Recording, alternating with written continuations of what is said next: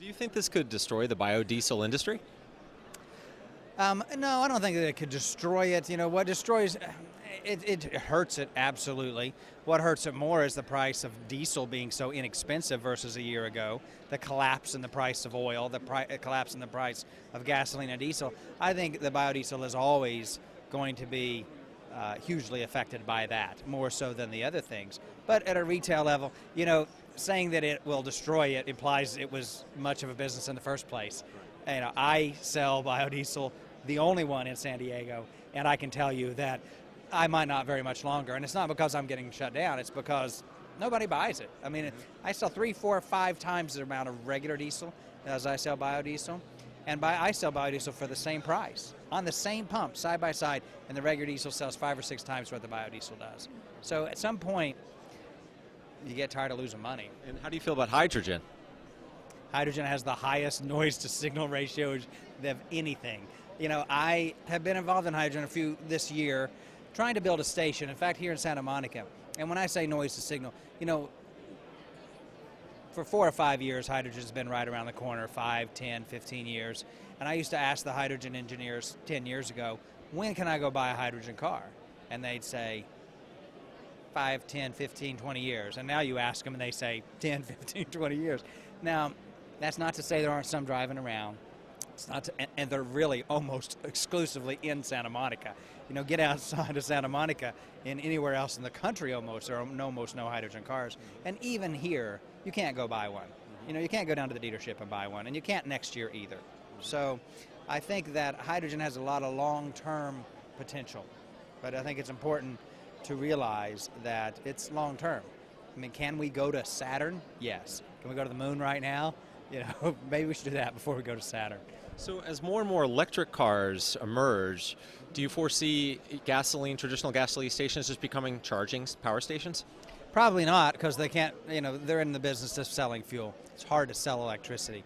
You know, until they get fast chargers, until they get exchangeable batteries, yeah, I see the fuel stations eventually getting into exchangeable batteries. Like, you go to Home Depot and you swap out your can of propane, bottle of propane. I can see you going to a fuel station, swapping out your battery. You know, imagine like your Black & Decker cordless drill that has an exchangeable battery, except it's bigger and it's at a station. I can see them doing that.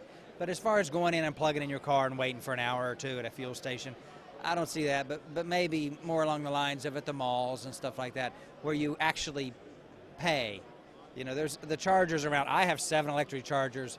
We finally turned the power off because no one ever comes. I have 7 electric chargers. I haven't had an electric car come for a year and want to plug in. So again, noise to signal. So gas is still by and far the largest source of fuel right now at your station? Yes, but though ethanol, E85, where we spend most of our times, and I'm much more optimistic from a commercial perspective, we sell a lot of E85. I sell more E85 ethanol than I sell diesel. I mean, think about that. Lots of stations have diesel. Not very many have E85. So do you feel threatened at all by the battery-powered cars, by electric cars? Absolutely not. I mean, I can tell you that I have personally sold more electric vehicles than probably all these electric vehicles have ever. You know, I've sold hundreds of electric vehicles in San Diego. They're all discontinued, all those cars. Back in 2003, and we were selling all kinds of think electric cars, think cities, think neighbors. You know, and not to say that some of these might not catch on to some extent, but it's just, as long as gasoline costs less than water, and I know that sounds ridiculous, but last year, just to prove the point, I bought a gallon of Arrowhead water in a gas station for $2.89 and bought a gallon of gas outside for $2.69. And there's 60 cents a tax on the gasoline. So as long as your number one competitor, and the number one competitor to all of us, and I say us, the biodiesel industry, the ethanol industry, the electric vehicle, the hybrid, the number one competitor to all of us is gasoline. And as long as gasoline is $2 or $3 or $4 a gallon, it will be hard-pressed for any of these companies to really make it. The question is who can survive until it's $5, $6, $7, or $8 a gallon, and when will that happen? So the fact that one can recharge an electric car at home and other power sources that don't necessarily require someone to go to a gas station to power their car, do you feel threatened at all by that? You know, I don't, because outside of this conference, and outside of the city of Santa Monica, There are very, very few people willing to spend hours making biodiesel, for example. Very few. And those that do it run out.